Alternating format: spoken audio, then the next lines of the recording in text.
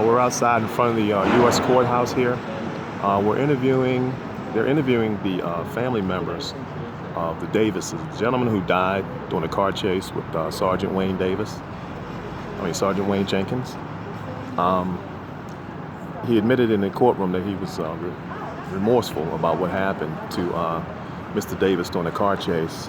This, if you recall, I reported on this a couple months ago, where we indicated that there was a car chase where drugs had been planted by Sergeant Wayne Jenkins.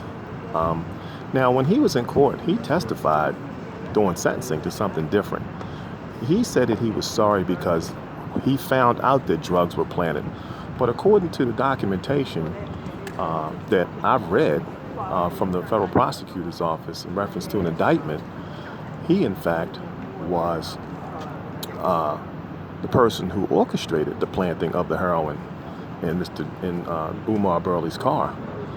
So it just goes to show you that even still, he's making a statement that he had no participation in that. Yet we have, and I read the indictment. In the indictment, we have two other officers on the scene who said that they were called by Jenkins to bring heroin up to the scene.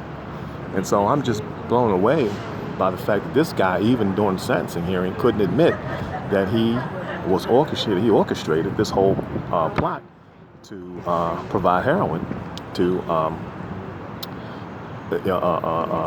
and if you recall, this is a case where the heroin was planted. He was called in, heroin was planted, and then it was found shortly thereafter by the deceased detective. And so it just blows me away that this guy just wouldn't admit his criminal wrongdoings at this time. But anyway, this is Mike McCormick. I'm gonna sign off for now. If I have more information, we'll come back to you. Thank you.